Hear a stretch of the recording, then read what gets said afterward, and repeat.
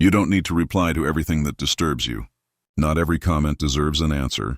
Not every insult deserves a defense. And not every argument deserves your energy. Silence is not weakness. It's a form of wisdom, the kind that knows noise rarely changes minds, but quiet always protects peace. You live in a world that worships reaction. Everyone wants to have the last word, the strongest opinion, the loudest voice. But power doesn't always roar. Sometimes it breathes. Sometimes it waits. Sometimes it simply walks away. The person who can stay silent in a storm doesn't lose. They lead. You've learned that most arguments are not about truth. They're about ego. You reply because you want to win, not because you want to understand. You explain yourself because you're afraid of being misunderstood. You defend yourself because pride whispers that silence looks like surrender. But silence isn't surrender. Silence is strategy. Marcus Aurelius wrote, "If it is not right, do not do it. If it is not true, do not say it." That is the law of measured speech. The Stoics believed words are energy, and energy, once released, can never be taken back. Each sentence either builds peace or burns it. Before you speak, ask yourself, will these words heal or harm? If they harm, they can wait. If they heal, they will find their time. Think about the moments when you reacted too fast. The text you shouldn't have sent. The post you shouldn't have written. The words that escaped before wisdom arrived. You may have been right, but you weren't free. Silence, on the other hand, has never needed an apology. The truth is, silence protects more than peace. It protects power. When you speak less, people listen more. When you stay calm, people reveal themselves. The loud argue to be heard. The quiet observe to understand. Epictetus said, "We have 2 ears and 1 mouth so that we may listen twice as much as we speak." Listening is not submission. It's perception. The one who listens gathers knowledge. The one who reacts gathers regret. You will meet people who mistake your silence for weakness. Let them. They'll keep talking until they expose what they truly are. You'll remain still, gathering insight the way the sky gathers light. The wise don't prove their intelligence. They reveal it through restraint. Silence is not passive. It's active patience. It's the choice to stay in control when everything else tries to pull you into chaos. Every time you hold your tongue, you prove that emotion is no longer your master. Every time you walk away, you prove that peace is stronger than pride. Seneca wrote, "It is quality rather than quantity that matters in speech."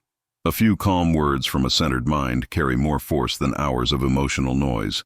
The world remembers tone more than language. People forget your words, but they never forget how you made them feel. Notice how silence disarms conflict. When someone insults you, they expect resistance.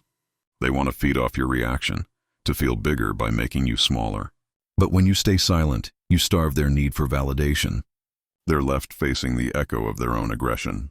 Eventually, that echo teaches them more than your argument ever could. Silence is also protection against manipulation.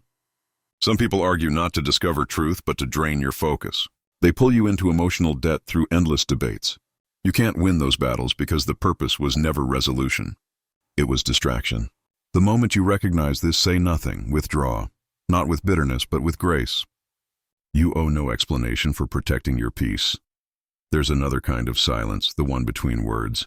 The pause before you answer, the breath before you react. That space is where power lives. In that pause, you decide whether to repeat history or rewrite it. You choose whether to be predictable or profound. In the age of constant communication, silence has become rebellion. Everyone is broadcasting, few are reflecting. When you choose quiet, you stand out. Your calm becomes magnetic because calm is rare. People start leaning in to hear what you'll say next. And sometimes the most powerful thing you can say is nothing at all. You'll learn that silence doesn't always mean absence. Sometimes it means presence so deep it doesn't need noise. Think of nature. Mountains don't speak, yet they command respect. Oceans don't explain their depth, yet everyone knows it. True power never needs to announce itself. When anger rises, stay still. Don't speak from the storm. Speak after the storm when the words are clean. Anger is a poor editor. It always publishes before proofreading. The tongue is quick to build fires the heart must later extinguish. Restraint is not repression, it's refinement. There will be moments when silence feels unbearable, when the urge to defend yourself screams inside. You'll want to correct the lie, expose the gossip, prove the truth. But remember, time has a louder voice than you ever will. Lies collapse under their own weight. Truth stands without support. Silence gives both the space to reveal themselves. Silence also heals relationships. When you listen fully, without waiting to reply, the other person feels seen. That's all most people ever want. They don't need your solution. They need your stillness. Your calm presence becomes a mirror where they can meet themselves. Sometimes the most loving thing you can do is hold space instead of holding a debate. You don't have to fix every misunderstanding. You just have to remain kind while clarity finds its way. There's a deeper silence too, the one inside. The mental quiet that comes when you stop arguing with reality. The moment you stop rehearsing old conversations and defending yourself in imaginary rooms, peace walks in. You realize no one's opinion can reach you unless you open the door. Marcus Aurelius advised, "Be tolerant with others and strict with yourself." Silence helps you do both. It teaches patience with others' noise and discipline with your own impulses. Each moment of quiet reflection polishes character more than 1,000 clever replies. Use silence as self-study. In your stillness, you'll notice the patterns that words use to hide. The pride that wants recognition, the fear that needs approval, the insecurity that needs to be right.